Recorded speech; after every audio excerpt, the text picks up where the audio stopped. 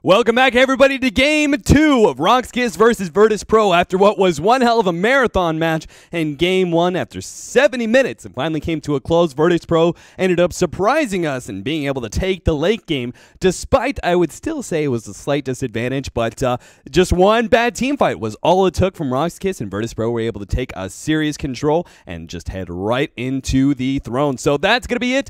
Let's get into the draft, guys. We got to talk about a lot here, and I can welcome in my co-caster, Mr. Pimpmuckl, is going to be joining me once again for this this rather entertaining CIS match, man. Like both the teams, both from this series as well as the series before, have really been putting up one hell of a show today in the Dota 2 Champions League. Yeah, I absolutely can't wait to get this thing going because, well, once again, we're going to have Invoker Shadow Demon against Centaur Warrior and the Dazzle, exactly just like perfectly mirroring what we saw from Game 1. And, well, it all is going to come down to execution this time around once again. And I have to say, I wasn't too impressed with the offline from our side last game, but this time around, I got a feeling this is going to be great.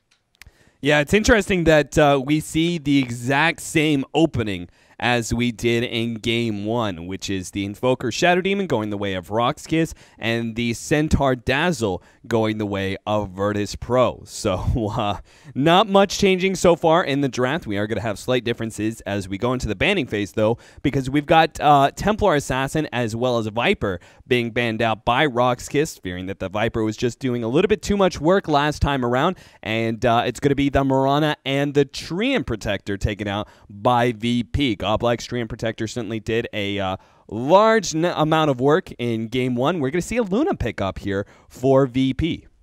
Yeah, and that's just one of Illidan's most stable heroes. Like, he really likes to go and pick up these heroes who can actually fight early on, and he likes his Lifestealer, he likes the Luna, both of which are very strong in the early mid-game stages as well as the late game, obviously. And actually, speaking of a Lifestealer, this could be in here for Rox as well, because it's just excellent against the Centaur, so wouldn't be too surprised. But only if this is paired with another very ganking-oriented mid, like the Puck, so you can actually kill people. Lifestealer in itself is not so strong, but maybe we're gonna see an Abbot in this game because we don't have the Treant available. It got banned out by VirtusPro. Yeah, possibly. We can just go like sort of all defensive on either side here. KIS, though, they've got the Shadow Demon Disruption into a Invoker. One thing I didn't really see from them last game was a whole lot of really early movement with the Shadow Demon and another support. Like some sort of heavy nuker I felt could have been the ticket for them being able to secure themselves a lot stronger hold on the early game, but we'll see whether or not they want to be aggressive. Last time they set their draft up for a very, very hard carry, which is what they got in the Morphling, but it didn't prove to be the difference going into the super late game. 70 minutes in, VirtusPro still took it, so that's really got to hurt them where they live, man. That was supposed to be their time to be able to, like, they pushed the game 70 minutes. I feel like, you know, you got a Morphling, like, hey, guys, we kind of done it. We have a pretty big advantage, I feel, over the enemy team, but apparently that just wasn't the case. VirtusPro still able to take it, and now just waiting on that third pickup of KIS. I want to say it came down in the last game a bit more to the Invoker, how it unfolded. Yeah. Not that I give PCC any sort of grief or something. It's just how he couldn't find the openings in those team fights, and you really need to just be a big teamfight presence, otherwise the Invoker is just not as strong and he can't really snowball into the late game. And well, that's a Chen, and Chen is one of those heroes. He falls off very hardly after like 25 to 35 minutes because he's essentially just a nuke and a penance and maybe a creep or two creeps. So well, maybe KIS are not going to be on the pressing point because outcarrying a Luna is no easy feat to do. No, it really isn't. I feel like they are going to be going for some early aggression. Now, the Chen being picked up means that VirtusPro, if they want to, they can pick up an Enchantress here, which is going to be a little bit greedy on their side due to lack of disables, but it will give them a lot of pushing power, and it'll also give us that Enchantress versus Chen matchup that we used to see all the time. So that is an option if they want to try and take some early towers and start snowballing that way. They certainly can make it work, I feel, with the Centaur, and just being able to take a tower early on will get a faster Blink Dagger, and then it's sort of a vicious cycle where the Blink Dagger allows you to be more aggressive in these 5-man pushes, and that turns into more towers being taken down because the Centaur gives you such a big advantage. So we'll have to see whether or not VirtusPro want to go that route, but the Chen being picked up from Roxkiss means that we are going to be seeing some early rotations out of them with a potential smoke being picked up by the Chen. They can move around, lead with the disruption, follow up with the Chen with a Centaur stun or a Hellbelter Smasher slow or something like that. Anything really is going to be enough to secure the kill because they have the advantage of being able to have that Invoker Sunstrike follow that all up. So they definitely have a lot of rotation power, while VirtusPro, for now anyway, don't have as much, and they're going to be a little bit more static going into the laning phase. Yeah, I agree. They have to be very careful that they don't follow behind Roxkiss, well, follow in the trail. And, well, you just have to be very careful where you actually lane the Luna, because if there is a lot of rotation, then if you lose your bottom tier 1, your safe lane tier 1, it's going to be a very hard game. But if they just get people in there, if they have the support maybe a bit less roaming, a bit more on the defensive side, it's very strong. And, wow, I'm actually surprised. Crystal Maiden, ridiculously strong level 1 and 2, but okay, so against Shen, she's great, obviously, but I'm surprised actually to see SCM pick up here. Maybe they just want to have this insane early game presence that she is and roam mid? Yeah, I don't know. I mean, it certainly gives them a lot more early control, and the Crystal Maiden aura will be very, very helpful with both Luna and Centaur. They do spam out a lot. But yeah, I'm not really, I wasn't what I was expecting. I was expecting VirtusPro to either go with like the Enchantress option, go for some early pushing power, or go a little bit more defensive and rely on Luna going in and just making sure that she survives in the early game up against early aggression from Roxkiss. Roxkiss, though, I think they may have just tipped their hand here. I think they're going to be going Ember Spirit if VirtusPro leave it through. No, wait, that was banned out way earlier. I'm sorry. I'm totally out of here. That's the only reason I ever see Elder Titan anymore is when it's mixed in with the Ember Spirit. But Roxkiss still managing to pick it up. Not really certain then what their last hero is going to be. Maybe something like a Gyrocopter takes advantage of some of that. Could be. Still, Sedoy is an excellent Elder Titan, and against those agility-based carries like the Luna, who is really reliant on her agility to just get up her armor, it's a great pickup, especially when you're spotting... yeah, well, what do you want to really go for? You mentioned it, like...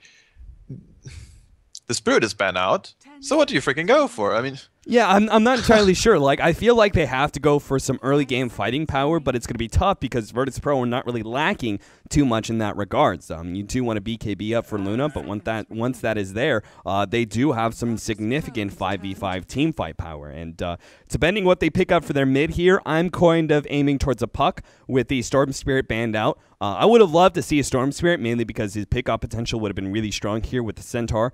But with that being banned out, Puck is also really good pickup potential, but it's leaning a little bit more earlier into the game, and it's also some really good team fight setup. I think that kind of crowd control will be really helpful, being able to set up the Centaur and set up the Luna going into the team fight with some success. So that's my option, but they are running out of time as they only got 5 seconds left on their bonus time, and it's going to be a Tinker. So going for some turtle action here between Tinker and Luna. They've got a ton of late game now. This is really surprising. Tinker is not one of those heroes I really associate with G. You mentioned the Puck, and I'm like, yeah, makes a lot of sense. I mean, LGD, and he was all over the hero. He was doing some ridiculously good plays and outlaned literally like every mid in China. So I'm not sure what this is all about, but you mentioned it. They can take this very late, and that's a Conquer. All right, I was looking for some sort of like hero that damages everybody. The Ember Spirit has a Sleight of Fist. Gyrocopter has his Flat Cannon. Gyrocopter also comes online really early, which is something I wanted to see here from Roxkiss. But Kunkka is something similar. He's not a range hero, but he does get that good splash, and that is going to be a strong combo. But they're definitely going to have to make it work nice and early because they do not want to be going past, I don't know, 35 minutes up against VirtusPro. Yeah, the Tinker, the Luna, they've got so much turtle and late game potential between those two. Yeah, definitely. Also, if you don't find the pickoffs on the Tinker, it's really hard to do. But the thing against the Tinker is you're going to have an Elder Titan Spirit, you're going to have Shadow Poison from the Shadow Demon, and you're going to have an Axe Mark. So, in theory, you've got all the tools in the world that you actually need to deal with a Tinker. Question is, can you find him? And that's always a gamble, especially after picking up a Blink Dagger BOT, Soul Ring, and Bottle. Game is going to be not easy at all, because G is going to be one elusive little guy there. Yeah, this is certainly not going to be a rollover for Roxkiss going into the early game. They need to be able to have some really early movement, though, to shut down the Tinker. The question is, are lanes going to be as standard as we think for VirtusPro? Right now, they've got what should be a defensive tri-lane coming out with the Luna. We've got the Centaur off lane and the Tinker mid. But do you maybe switch it up a little bit and try and protect the Tinker off of what could be a dual lane mid with the Shadow Demon Kunkka combo? Like, that's going to be really strong up against the Tinker early on, and you may have to think about putting the Dazzle in middle lane to help out the Tinker. You have the side benefit of also being able to maybe stack some of these camps, whether it's going to be those two jungles or possibly the Ancients. Yeah, I actually agree. Like, going double mid is a really good call here. Shadow Demon Kunkka is one of the most pub-style combination you can ever think of, but it's a great dual lane. And if you lane this mid, I mean, there is still a tower kind of protecting you, but if you go forward just a bit, and with a Tinker, you kind of want to spam out your March anyway, so it's going to be pushing. Yeah, I can see this working out, but so far, everyone's just heading down bottom lane, and, well, they want to try to defend their own jungle, and Roxkiss, they're having none of it. They just want to go and farm. And, yeah, looks like he's mid. Yep. Sweet. Sure enough, it's going to be a dual lane middle for them, trying to shut down the Tinker nice and early. Meanwhile, we'll have to see what VirtusPro and how they're going to respond to that one. But for now, they want to make sure they get their pull because they do have that Crystal main, so may not be as fast as a Chen jungling up, but it is certainly going to be a big advantage here for Jotum as long as they made sure that none of it was blocked out. Sure enough, though, Roxkiss, they're not even trying. They're going to be running Seedoy in the off lane, and we do have Chen in the jungle with BZZ practically soloing up this top lane. You're going to see the Chen making some rotations every now and then to maybe catch out the Centaur if he gets the right creeps for it. Also look for him to be smoking up and ganking middle as well. If we are going to be running a dual lane, that's going to be where the highest priority is. If they can force VirtusPro to dual lane, that's great. It means you get less experience on the Tinker, but at the same time, they still need to achieve those kills against him. Yeah. Well, early smoke pickup is pretty neat. 0-minute rune is going to be picked up by no one, actually. Jotum can deny it. There you go. Doesn't leave anything for the randomness that is those runes. And, well, I'm not sure if this is going to be the best lane for the Tinker. He's going to get harassed out, and there's always this very strong kill potential, especially with this uphill ward here. It's going to be scouting out everything here. So you're going to land your torrent disruption combinations rather easily.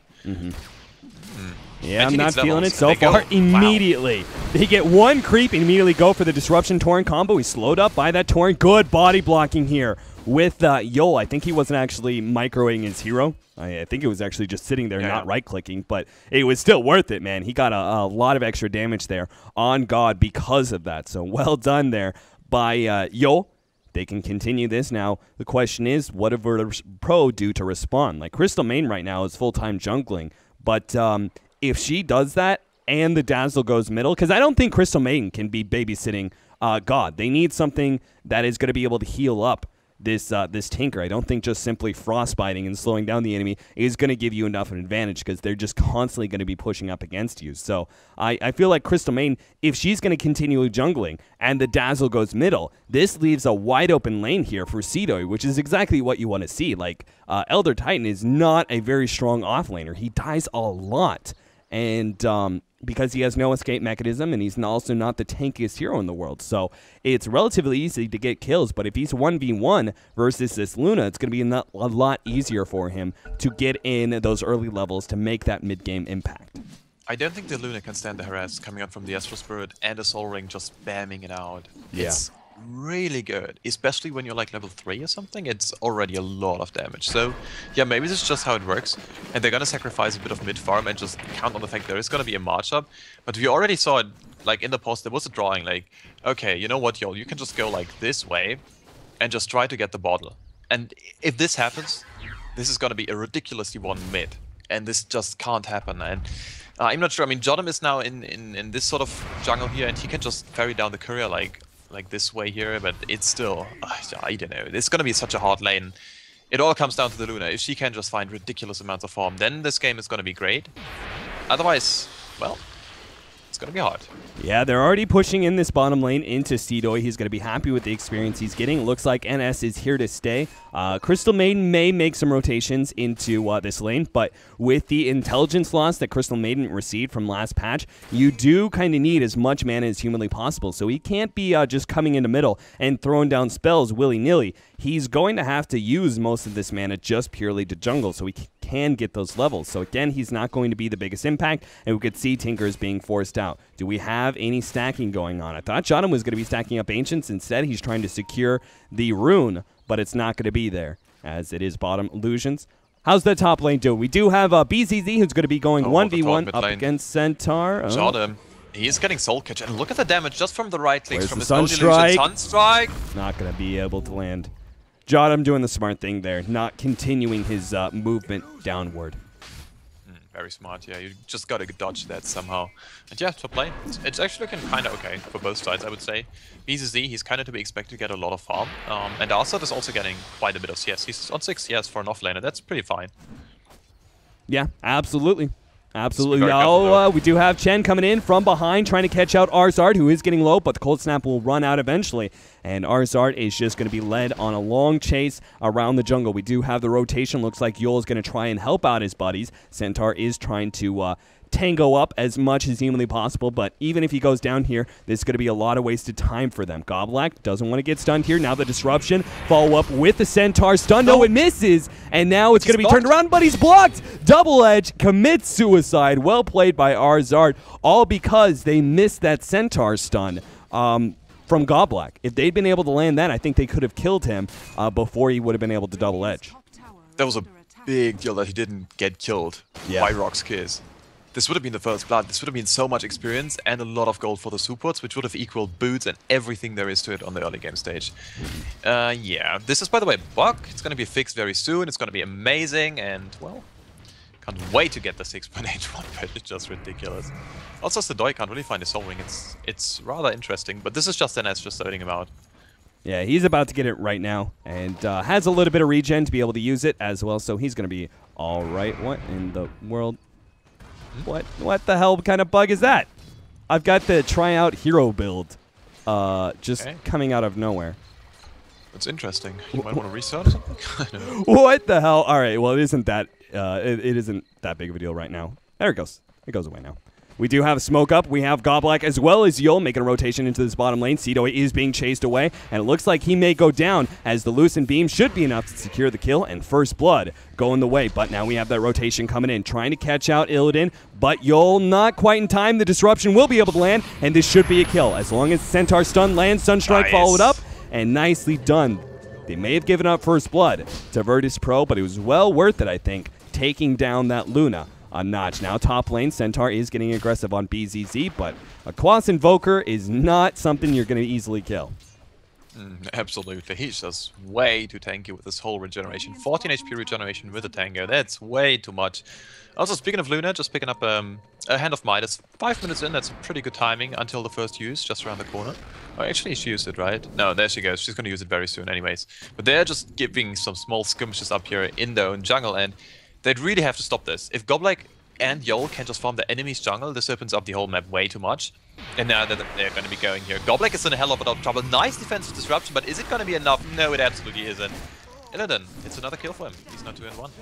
Yeah, that was really risky of them, trying to be able to farm up that stack right under the nose of VirtusPro. Of course, little did they know that the Crystal Maiden and the Dazzle were both making rotations over, but they lose another hero, and that just means less time for Rock's KIS to put pressure on this Tinker, as Tinker is making a slight comeback, sitting at 20-2 right now compared to the 33-12 on the Kunkka. So he is doing all right, and he does have some stacks available to him. As you can see, this hard cam stack, that is going to be a good way for God to get back into this game and get that coveted Boots of Travel pickup. By the way, I mentioned earlier, like this Harass coming out from the Soul Ring and the Astral Spirit, it's just ridiculous. Illidan also bought himself up a new cell just so he can sustain himself in the lane. He's just so scared about this. Because if there's any more rotations coming with the Shadow Demon, even if the Kunkka finds a nice rune, he's gonna die, and he knows it. So, well, smarter play from him, always just putting himself up there as soon as he needs it, and this also enables the support just to pull. So heads up play from him, giving a few more levels up to NS, and who's now level 4, which is quite good considering Sedoy is also level 4. Yeah, Sedoy is trying to do what he can, man. He's about to pick up boots, so that's going to be helping him out, get more experience in this lane. But now he's caught out by Illidan, and the ultimate's going to be used. So Illidan finds yet another kill, sitting at 3-1 now. Earlier, the first blood trade for the kill on Illidan. You know, I would say that's okay because you got a lot of experience going the way, but now Illidan's actually looking really, really big after 2 extra kills because he has a Hand of Midas and is now going to be able to purchase upgraded boots or maybe go really greedy and go for a Helm of Dominator. And sure enough, that's exactly what Illidan wants to do. Grabs the Helm of Iron Will and will turn that into a Helm of Dominator for some early stacking to be able to help out whether it's him or the Tinker. Either way, it's going to be some extra gold for his team. Yeah, and this is the most greedy build you can actually go for. Either you go for the Hand of Midas or you go for the HFD, usually. Yeah. This guy, he picks up 3 kills in the first 7 minutes and 40 CS, even though there was some more rotations coming his way, so, well, he might as well go for it. I really like to just see the Helm of the Dominator just like casual HOD and then just stack Ancients because you get so much value from it. Each time you stack, it's like essential 300 gold going your way, and it's really good. You have to micro a little bit, but usually you find it because you're just CSing anyways, or you just share control, and it's going to be completely fine. And also one more thing I wanted to just tackle. Kunkka is leading the CS board with 45 CS. This guy is completely on fire.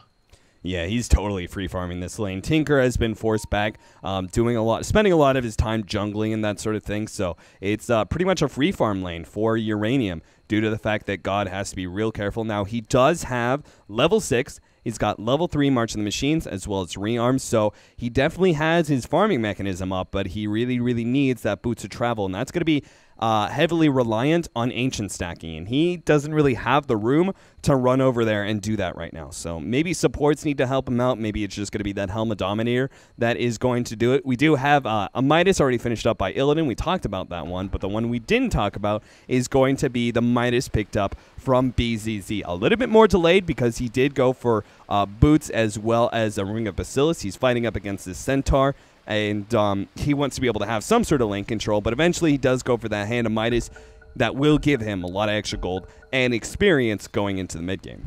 Yeah, especially the experience is really important. If he can get up double Forge Spirit, he can just do a lot of stuff to this tower. And, well, with a Chen army, with double Dark Trolls and with such double raise dead, this just means it's a very easy push, but maybe he just doesn't need it. Anyways, they're gonna be just mauling down this tower, and well, the Centaur Warrunner has to be ridiculously careful to not get caught out, because he just got like 1 level in the Hoofstorm, and that's all there is to it on his defensive stuff. And meanwhile, bottom rune, it's gonna be Yol finding a nice disruption onto NS, but yeah, he's just gonna keep you out. He's like, hey, he's good. NS does not want to mess around with that one. Meanwhile, Sedoy has to juke his way into the trees as Illidan was about to pop him with another Lucent Beam, and this tier 1 tower should be going down in the top lane. So, back and forth action on both sides. But no real kills being found just yet. Just both teams seem pretty content with farming up. I mean, KIS are taking map control by being able to push down top, and they're also shutting down the Tinker, while Tinker can't really do anything without just, like, he has to find farm somewhere, so he's forced to sit passive. Luna is going to do the same thing, especially with this greedy build, so it's going to be up to KIS to try and force this. Centaur is going to go top, though, and they're going to be able to catch out BZZ. Heal's going to go down, but it doesn't matter. The send back, no, it is in time! Wow. Sunstrike is going to be able to land on Crystal Maiden, and no freaking way, man. KIS, they actually get the kill out of that team fight. That just happened. Wow, I'm completely blown away. That was really ballsy play. He's just completely balling this guy, man. BZZ Invoker is just... I like him after the last game. Well, he's certainly delivering right now. And meanwhile, speaking of delivering bottom lane, it's going to be Sedoy picking up the cool on the Luna. That's a big one.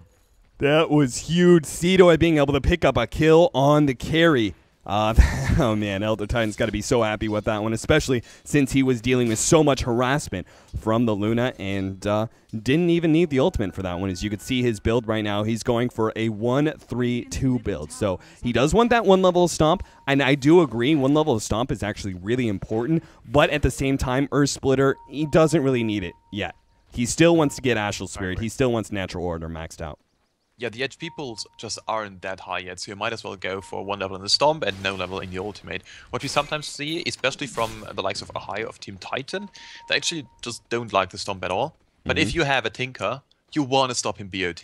Because if he's out of mana and he can't rearm, he's dead. And that's a pretty good thing to have if you're trying to push down towers, because you got a mid-game centric lineup. So, yep, I absolutely like it. And question is, what does the Dota going to be picking up next? Is it going to be the mech? But I think the Chen, yeah, the Chen's already picking up the mech. So what would you like to see, actually?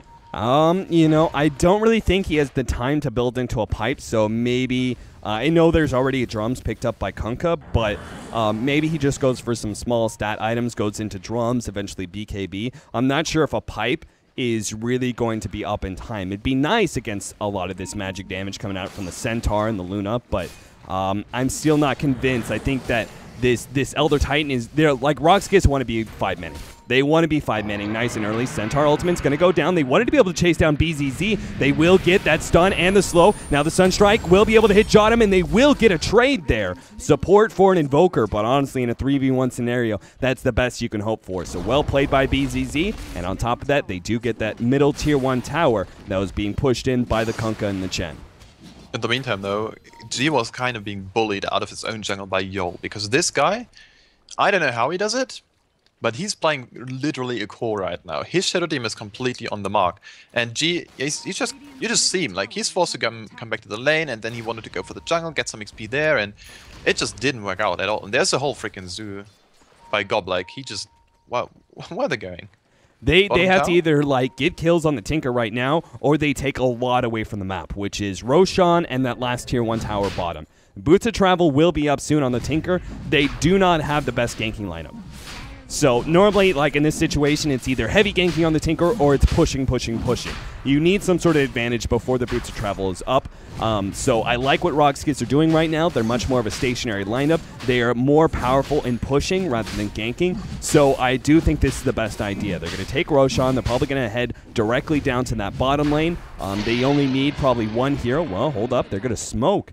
And probably go into the enemy jungle to see if they can find someone before they push in bottom. But if they don't find anybody, yep, there goes the ping.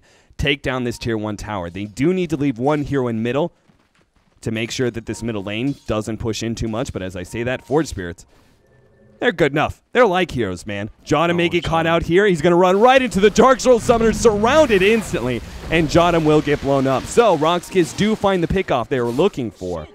And now, what can they turn this into? It looks like they want to push in middle instead. They've already got the whole entire zoo here, so why not try for it? That's really good warding from Roxkiss. This ward is essentially planned and planted down for the Tinker. But if you get a CM with it, CM is so incredibly strong early game that you might as well just go for the kill there and then just push off of it. Because she's literally all your damage right now. There's going to be a March, but yeah, you just wait it out. Or you just don't care. This is exactly what they're going to be doing right now. Yep, still trying to push in. We do have that spam coming out from God because he has that Boots of Travel. Soul Ring's definitely helping out, but eventually he's going to run out of mana here, and the tier 2 will fall. Well, they forced it back up, actually. Roxkiss getting a little bit too low. They did give up a tier 1 tower atop as Illidan, as well as his compadre Art's Art, was pushing in that. But they need to take this tier 2 in order to make it worth it. There goes Uranium running forward, but the Rocket, and he sees a lot of VirtusPro members and starts backing up right away. Maybe Roxkiss, if VirtusPro overextend themselves, maybe they can find a pickoff thanks to this ward right here. Yeah, exactly. And, well, getting in the same trap twice is a bit uncharacteristic from VP, but it still can happen if you just think, well, maybe they just roamed our jungle behind, well, tier 2. Right. But still, it's pretty good to just shut down your enemy's jungle. It's going to be taking so much away. And NS? Ooh, NS, man. He was taking Forge Spirits. He was taking the Elder Titan spawn. If only... Well, actually, it doesn't really matter, but... yeah, that still... That spirit damage, man, just helping him out a little bit. We are going to see more pushing power coming out from BZZ. We've got all of Chen creeps. We've got Forge Spirits, and we're going to have Necronomicon minions coming up. So that's going to be a huge amount of pushing power going the way of Roxkiss, but it is going to be all headed in to this constant spam. No! Oh, the Sunstrike misses. They're still going to get it, though, as the Spirit will land, thanks to the Elder Titan. And Seedoi secures yet another kill, but We do have the bottom tier 1 tower going down as well. There's a lot of gold being pulled out from VirtusPro. They're pushing in both top as well as middle, but they need, I don't know, man. It's this timed push from KIS. They have to be so aggressive right now because their whole entire like zoo mentality is going to be shut down by Tinker spamming out a whole bunch of marching machines.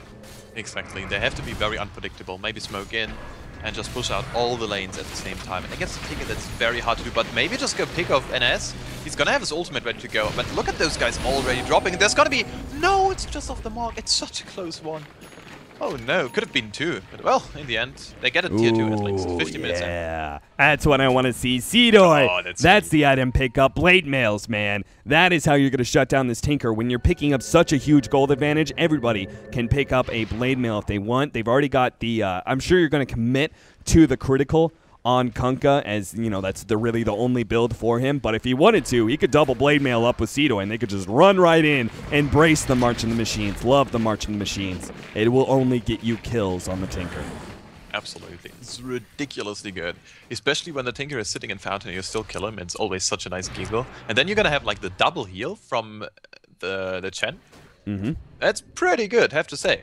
So, yeah, I like it. And also there's gonna be like triple Necrobook up. No, not triple, but double main, because Goblek is gonna be building into 1, I assume. And then you're gonna have the feedback damage as well, and it all adds up. It all adds up. Over a 5,000 gold lead right now for Team KIS and about 1,000 experience lead, but this is when the game starts getting really difficult. God is going to be on the mark. He's going to be constantly aware of these pushes and going to be spamming out a lot of the Martian machines. We do have this Spirit forcing him back. Uranium was trying to get in range of that X marks the spot, but couldn't quite do it. His age is going to run out soon, so he commits to taking down the tower. Make sure it does not get denied. Now Yul trying to get close enough will be able to get that bit of a slow. Uranium will be throwing the boat, but comes in from the side. Illidan as well as the Centaur. They came in from the side, killing the Invoker. Now Seedoy is low. He's going to live. Stomp is going to go down. Centaur pursuing these 2 supports as well. The mech is going to be able to help keep them alive. Now Kunkka fighting up against Illidan, but the Reed is doing too much work to him. He's got way too much minus armor, and so does the rest of his allies. And they have to back up, but no shit. They killed Luna. He went down. No way, I was not expecting that. How did Luna go down? The Spirit ended up finishing him off, but I didn't really think he was that low. There was a Tidebring with a Spirit on top of him. It's just ridiculous amounts of damage, and even though it doesn't like work well together, Uranium... Yeah, oh wow, he gets him! Uranium turns around. He knew he was going to live through that. Oh, they should have waited. They should have waited for X marks the spot, but... Uranium, he's got a lot of gold to back up. He's going to buy Crystallis and just teleport back out, so... Not really needing the X marks the spot send back there. And that's going to be another really good sieging tactic for them. I forgot about that one. The Kunkka sending him back, and he just YOLOs in with the Shadow Blade, gets 1 auto attack. If you get a crit, great. If not, well, you just try again in a couple seconds. Back in Horn, you would X mark yourself, Shadow Blade in, go for the crit, and trigger it again. And then you're completely out of every sort of funky situation, and you still get the damage. And that was like really strong, and that was like meta. So maybe we're gonna see this time around, because I think I didn't saw this in Dota 2 yet, and that's really a shame. I think it's a good strat. Well, we see it occasionally, but it's oftentimes tied with a Chen, where you get the exact same thing, but they get sent back to the fountain, and then they get X-backed in position. So it's like you get the hit, you get back to fountain, you're able to heal up whatever small amount of damage you took, and then you're still X-marked into that good spot that you were looking for. We do have, maybe we'll see a Blink Dagger is another common thing that I've seen, where once you do have that critical, you go for the Blink Dagger, making that combo all the easier, where you just blink in, hit, and then instantly come back every single time. Yeah, well. I just like the hero. Like, Kunkka, if you hit those skill shots, and he's like got 2 skill shots, that's ridiculous. And speaking of those 2 guys, they have to be very careful. One stun onto Yul, gets blown up in the face. He's dead, but where's Kunkka? Uranium just like keeps on booking, man. He's like, eyes forward. Don't look left, don't look right, just keep on running. Oh, they ping him. They don't do anything. Aww. They're not going to get him, but... They are beginning to stagnate a little bit, and this is something I worry about. They wanted to find a pick off and all that, but it is also delaying their push, and this Tinker's getting bigger. He now has the Blink Dagger, which means that when he teleports in, it's really, really hard to catch him out because he always does that sort of instant blink away. So this is going to be pretty difficult for KIS, but they seem to be pretty confident right now. They seem to be pretty confident in just sitting back, farming up. We do have Goblak, who's going to be finishing up his Necro Book. We have BZZ, who already has his Necro Book 3 and has another 1,000 gold. So I'm expecting a mobility item. Force Staff would be of great assistance to a lot of these other Rocks Kiss players. But middle lane, though, they're going to catch out Arzart. He's going to go down. Looks like they landed the Disruption into Soul Catcher, Sunstrike, and then as well as the Test of Faith. A lot of pure damage coming out from literally anything. There's just everything thrown at him with not too much of a cooldown. And, well, this just gives you the option to just go for it. And, yeah, I think Jottam is, like, dead. Oh, maybe not. He's going to catch him out with the Frostbite. Full combo, as well as the boat being thrown out. Just being able to help them tank. Oh, my God, Illidan. He gets blown up. Now, coming in, more double damage hits coming out. NS stomped by the Chen, meaning that his teleport won't go off in time. Uranium, he's doing this so well, man. He had a DD. Yeah, he had the DD. And a wolf. But and a crit. And a Shadow Blade. What? The big thing there for me was he could have just ran and hit the Crystal Main, but he looped around the Crystal Main in order to get the hit that bounced into the Luna and was able to get that giant chunk of damage that Luna just completely lost. And then Cito just like, oh, hey, you're almost dead. I'm just going to punch you in the face. I've got Blade Mail as well, so anything you throw at me is going to kill you. So, hey, VirtusPro, man, they're really suffering now that BKB needs to be online for this Luna, or else these Blade Mails and some of the other magic damage is going to tear him apart. Cito will get picked off in the middle lane as he was farming a little aggressively. His rest of his team was pretty spread out. Yeah, also one more thing about they want more. Trade to take down BZZ. Who is other going to be stunning though? Nice! What a insanely good defeating Blazer now. Well, BZZ's out. And who's out as well? No one else. Slowing up, Yol trying to get away, but he's going to get hit by that Dazzle Poison, meaning he will go down, disrupts himself. The boat's going to come in. Maybe they can turn this a little bit. And as walking away from the boat, Goblak, though, being chased down by the Centaur. We do have those extra hits. Uranium turns, hits a good Lit of Blade there. Good Shallow Grave coming out from Arzart, but he's still going to fall here. Sent back and right into the turret, and Shallow Grave will run out eventually. So VirtusPro, they might have lost the Centaur, but they got a lot out of it. Shadow Demon as well as Cito, as long as they don't lose any extra heroes. Uranium's running pretty aggressively forward, but won't find Jottam in time. And they're going to run right into the March of the Machine spam coming out from Tinker. Yeah, there's no way they're going to push this. There's always a very short open window where you actually don't have any sort of march down and you don't have the mana to just lay down another one, but it's very narrow. And if you don't have the creeps to just exactly fit into this sort of very tiny opening, it's just not going to be happening. So the smarter play, just go back, get your map control up and running. And I'm actually kind of surprised. I'm checking right now the map control, and they've got this ward as well as this one, and that's it. They're keeping tabs who leaves the base, who goes like into the base and out of it, but nothing else. No jungle, no Roshan, no nothing. And I'm surprised because Roshan is right up, and this could be a good objective to take. Yeah, but they also don't want to get caught out in the process of taking Roshan, so maybe throwing down a good defensive ward before they try that one might be the best idea. Because one bad team fight, man, and they are going to be losing a serious amount of ground. Illidan is going to be finishing up his BKB soon, so that's going to help. But at the same time, it's not going to defend him up against this big old critical that Uranium's going to be rocking here in just a little bit. He needs 600 in order to pick up the big Demon Edge, and then after that, he will have a Daedalus. So that's going to be a big amount of physical damage that poor Luna is going to be super susceptible to. Yeah, definitely. And also, we mentioned it earlier, but this interaction with the Kokoram is ridiculously strong. Yeah. And I just don't know how you can just do this, because everyone is just stacking their ultimates. If you see a Centaur running at you with his full speed and the Stampede activated and a CM and a Luna and something else like rockets flying, well, there is going to be a ghost ship because it has like no cooldown at all, and you just don't take the damage. And you've got so much sustain between the Shadow Demon disruptions, the Chen double heal, and just everyone else. And well, we're gonna check this right now because Uranium's getting just these. Yeah, never mind. He's gonna be dead, but he's got an Aegis. He's fine. He does have the Aegis. The rest of his team booking it over to try and help him. We do have a disruption that's gonna be going down. Uranium gonna try and combo that up. Sunstrike is gonna land. NS will get popped here, trying to teleport away, but X marks the spot. We'll make sure he comes right back in. That's so mean. He sees the fountain, man. He sees the light, and he's like, "Oh, I'm safe." Oh no, never mind. But still, I mean, losing a Dazzle for an Aegis, not bad for VirtusPro whatsoever. That was an excellent pick-off for them. Yeah, that's all right. I mean, more time for Luna to farm as well. He was pushing in top lane. Exactly. Like, just do a bit of pressure, force people back, and then just have your own farm getting just in there. And Well, Uranium, he's playing the Kunkka. He's great in the late game, but he still relies a lot on his magical, on the magical damage as well as on the crits. If you don't take the crits, and well, Jotam's gonna get blown up here real quick. Oh no! You just don't get him. I don't know why he was moving so far forward. I was watching him earlier, but I'm now concentrating on Uranium as he's about to get picked off here. Arzart is looking for that initiation, but they don't have vision. They have dust. Oh, they're... Do they? They don't have dust. Oh, yeah, they don't. That's what I was... I thought you said you did. They did, and I was like, really? I didn't see it.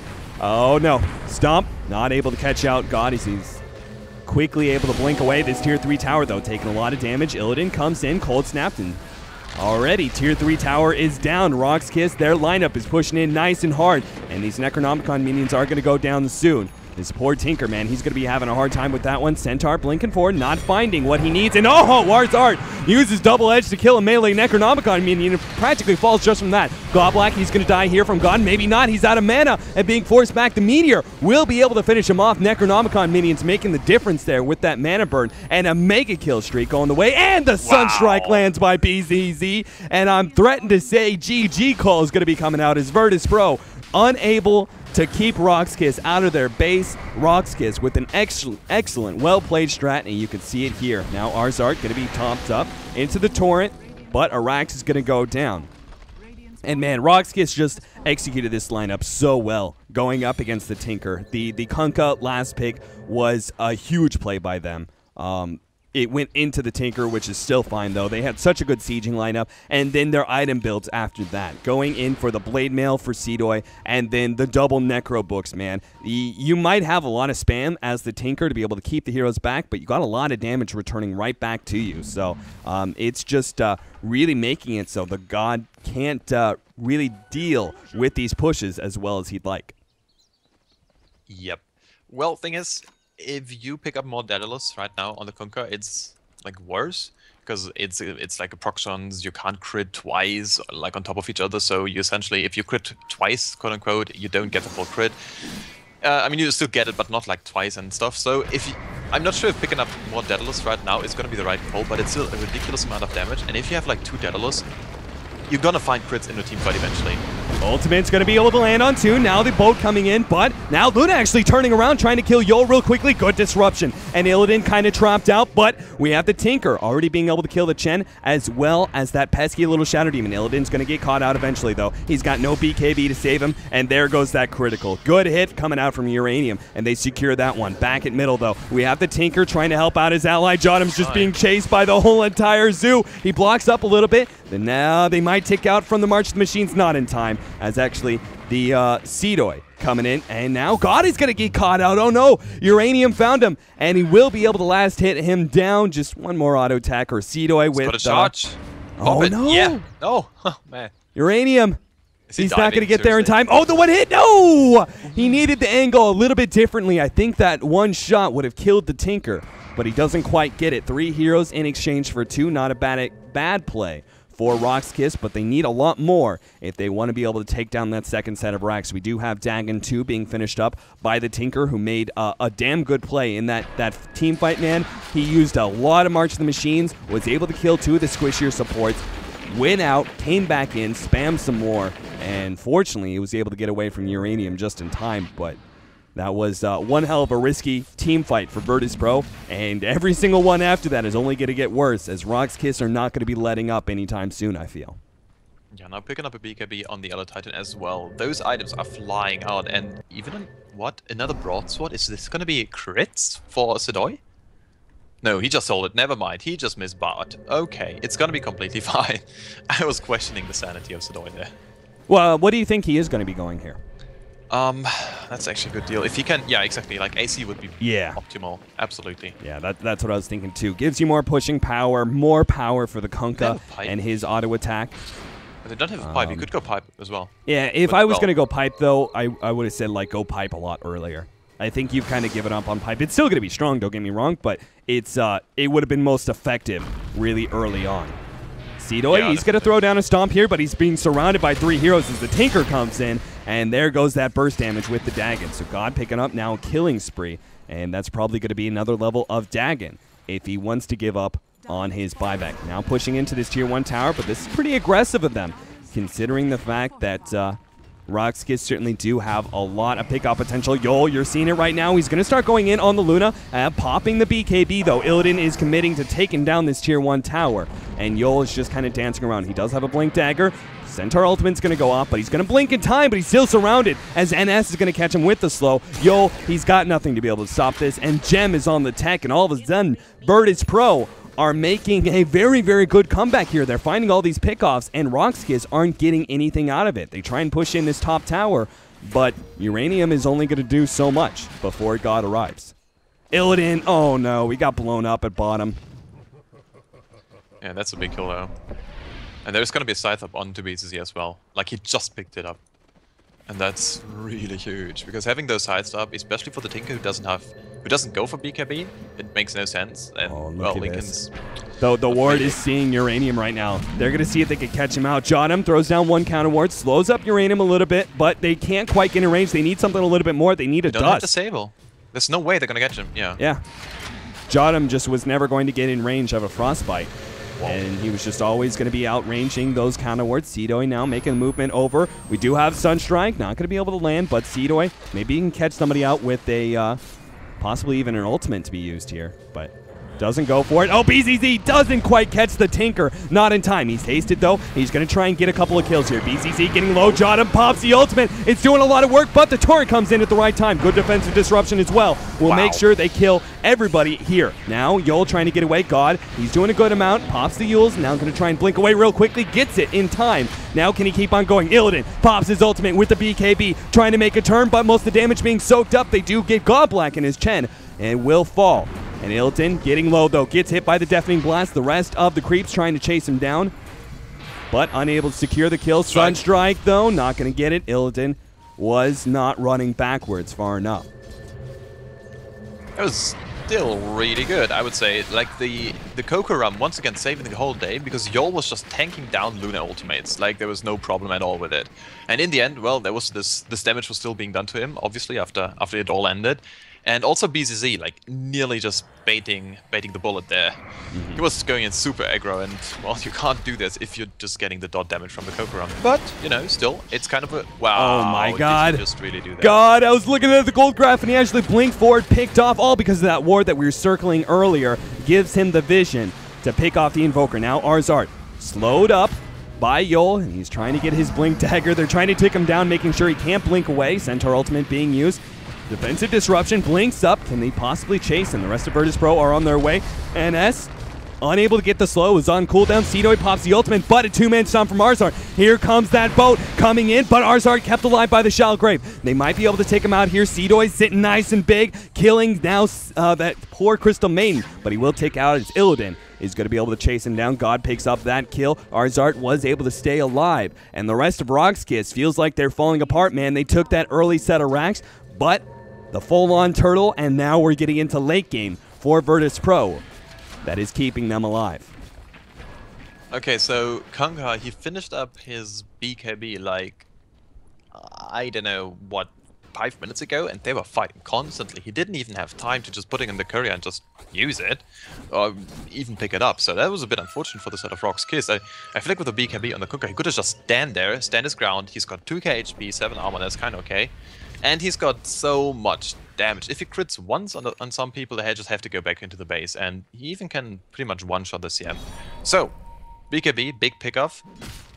Still, BZZ getting picked off was so completely unnecessary. Obviously, didn't expect the ward. But they didn't get anything in return. And then everyone was still just chilling out there, and they couldn't find anything. That was ridiculous. Anyways, doing Ancient is nice. There's no Roshan up. It needs like 30 seconds, and then it's going to be up. But are they going to be taking the fight? What do you feel about Butterfly here for picked up by Luna? I am not real confident about this Butterfly. It's nice, but I'm still afraid. Your biggest threat is going to be Kunkka getting that big critical hit. Now Arzart is going to be caught out by the X-Mark spot, just blown up, drops the gem as well. So good pickoff for them, as they are now knowing that Roshan has got to be up sometime soon, man. It is like the maximum Roche that you can get, like 12 minutes and 59 seconds or something like that. So we are going to be able to take that advantage for Roxkiss, and maybe with an Aegis and Cheese, they finally can take down a second set of racks and start to end this game up against VirtusPro. Yeah, very smart play from Roxkiss. If you check Roche like 10 minutes in, and the Roche doesn't spawn, the later you go, obviously, the higher the chance will be that it's going to be spawning like in the next second, obviously, because, well, it's a normal distribution. And so they even get the Aegis, and I think Aegis in one of those fights would have been really crucial. They're putting it yeah, so Uranium's got the Aegis, and he's got a BKB, and he's got 2.1 KHP, and he crits for 900 damage on the Tidebringer. Yeah, you combine that with Seedoy, Dude. throw in an Astral Spirit. Exactly. It's a huge amount of damage. Brutal. And they even have a BKB up onto Seedoy, so he can just position himself very well for the Earthsplitter. They don't have too much setup, but if they get a torrent, people are gonna die, and they're gonna die quick. Yeah. And that's why I'm not so sure about the Butterfly, because their biggest threat, I feel, is Uranium getting a big critical and almost like one-shotting to Luna. So even though like the Manta, the actual illusions coming out, aren't going to be that useful, it is an item that gives you a small amount of stats to just make Luna a little bit tankier up against this one-shot potential from Kunkka. But Butterfly might be the better option. I'm not too convinced either way. X marks the spot, going to come in, going to bring him back right into the torrent, not in time, but he's still going to get the kill. And Roxkiss just invade in through this bottom lane. They still have Yol trying to get extra here. Illidan dodging around the Sunstrike, man. I'm not sure how he knew that one was happening. But smart play from VirtusPro as they start backing up. They did get that one pickoff, but it cost the buyback there from the Crystal Main. Seedoy still sitting very, very aggressively here, trying to get those stuns. Now the Centaur ultimate's going to go down. They're going to try and punish Seedoy for his aggressive position. Not going to find it just yet. Now Yol gets the disruption. Where's the follow-up, though? BZZ not in time. Two-man stomp. Can they actually do this? Now here comes Illidan. He pops the Eclipse. The train is coming in. It's not going to hit on much, though. Illidan, he's just going through and right-clicking everything. The Moonglaze are doing a lot of work, but look at that critical. Boom! There goes Illidan. He falls now. Arzart going to be brought back right into the torrent, and he will fall as well. Roxkiss, though, they do have to deal with God, though. He almost kills God already. Illidan with the buyback. He's coming back in. Will be able to almost kill Godblack. He's getting away. Uranium now popping. X marks the spot. Torrent, once again, they cannot afford to lose Illidan. Again, God, he does get the Beyond Godlike spree up against Godblack, who goes down to that now. Oh, also Seedoy barely able to get away. 50 health now. Bring brought back. Good Yule's Scepter usage. They almost was able to take down God, and he's the last remaining defense here. Sunstrike not going to be able to land. But a Tinker in the Fountain, man, that's not something you want to deal with. He's got that constant Dagon spam that's going to be doing some work. So Roxkiss, they need to take this advantage that they have right now in order to take a second set of racks, but God's not going to let them do that so easily. Uranium, he's trying to beat down this tier 3, but if he's not careful, God will come in. Good Scythe of Vice, but he's going to be able to get out of there. BZZ is the one in trouble, but here comes the chip. And as he's going to get blown up by that one, Beyond Godlike goes the way of Uranium. Godlike sprees back and forth. Now the Sunstrike, Godham's going to fall as well as the Force Spirits land. BZZ making the plays so far as they just wasted VirtusPro inside their own base. Unfortunately, because of the positioning that they had, they couldn't turn it into much as they only claimed a tier 3 tower, but that's still going to be some buybacks on cooldown. Luna's going to be down for another 4.5 minutes for a buyback, and that's a big opportunity. Arzart, who's going to be forced to pop the pipe, as well as his ultimate to get away from Yol, man. Yol is setting up so many good kills. That was ridiculous. I mean, BZZ with the big plays and just going for it, like picking up 2 kills, crucial kills here, and this side of Vice really paying off big time, and he was 1 for 7 last game. Well, guess what? He's now 10 and 5 and 16. Not too much CS, but who cares? In a like CS-wise, no one is farming at all. Everyone's just farming heroes. We've got 20 to 39, 38 minutes in the game. That's quite the ratio of kills here. So yeah, both teams, they really want to go at each other and they really want to kill it. Yeah. They just want to farm kills as opposed to some CS. This is not the same game. We're going to have to see a BKB usage here from Illidan in order to get away from that Torrent Stomp combo. Sunstrike is also going to miss. Uranium keeps up the pressure. He's going to have an Assault Cuirass flying out to him right now. We had Seedoy pick up a Shiva's, and BZZ has another 3.8k to his name. And they start spamming those creeps, and they're going to head in through the middle lane. Start beating on that ranged Rax, and we do have that constant March in the Machine spam. He heals himself, trying to dodge some of that Necronomicon damage. It's actually going to hit up on NS as he takes the last hit, and Rax are just falling. they aren't doing anything about this. Roxkiss aren't committing any heroes, and they're still being able to take down this full set of racks. Now another disruption. Does he have a BKB? This might be trouble for Illidan. He's going to be stunned up. Held in place for a while now. Also, the ultimate from Seedoy will catch him out. Pipe is going to be popped. Arzard, he's taking a lot of magic damage, and the boat comes in. Will be able to land on Illidan. Illidan, he's going to get caught out and bursted down. Now NS is going to fall as well. Uranium now beyond godlike once again, and Jodam is going to be calling the GG. As the team fight before this took away all the buybacks. God, he's trying to do what he can. He even picks up a kill, ending the game on a beyond godlike spree. Gotta say, God, I never really thought about his Tinker. I can't say I've seen it much, but he sure put on one hell of a performance in this game despite a very, very slow start, thanks to Roxkiss's dual lanes. That was a ridiculous play. I wouldn't have imagined how this game is going to be turning out, but this Kunkka pickoff, I mean, Gobleg, I mean, he's known for his drafts, but once again, he just, from time to time, he just drafts something completely crazy, and it always just baffles my mind. It worked out so well, and once again, shout out to the stand-in, Uranium. He was doing ridiculous good work. He didn't die! 13 for 0 for 10. He didn't die! Are you kidding me?